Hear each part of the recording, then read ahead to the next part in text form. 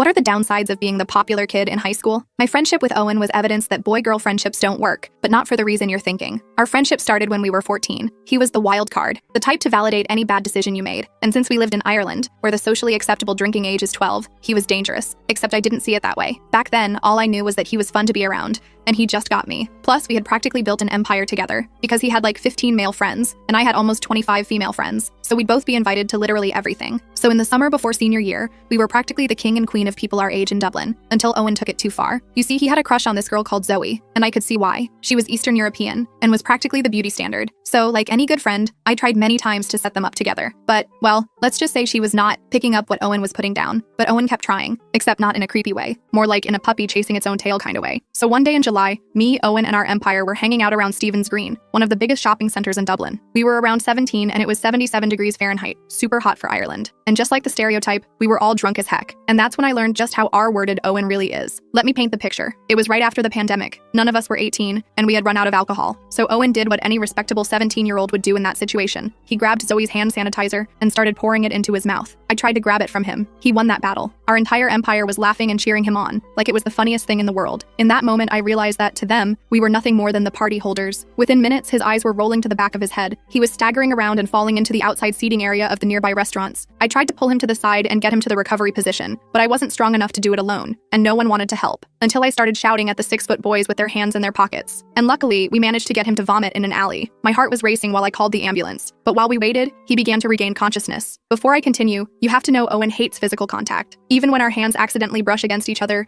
he does a dramatic full-body shiver and his face contorts into disgust. So when his first words after regaining consciousness were him asking me to spoon him, I almost threw up in my mouth a little. But then I thought about his family that, aside from monthly cash payments, abandoned him in Ireland to start a new life in China when he was just 13. So, mostly out of worry and pity, I did it, especially since his skin was getting significantly colder, and I wanted to make sure he survived. After an hour had passed, me and Owen found ourselves still waiting for the paramedics, and by this point, he was using what little energy he had left to push me off him and beg me for a cigarette. I still remember the 17-year-old look of desperation in his eyes, and if I'm being honest, how annoying he was being is what made me finally give in. When he took the first puff, a smile plastered on his face. He looked like a terminal cancer patient being told they're in remission, but halfway in, he was staggering again. I rubbed my temples together and tried to remind myself that his home life was even worse than mine, that he was just trying to cope, until he threw up again. Because mixed in with the bile was red, like a lot of red, and the paramedics made it even worse, because when they arrived, they refused to treat him. "I'm not treating another substance addict," one of the ladies said, laughing. Another one just stood there waving at him, "Sayonara, Asian boy," before driving away. Owen started shivering and tears were streaming down my face. I couldn't call my parents because I knew they would injure me and kick me out of my house. What I did next is something I still keep a secret from everyone, including our empire.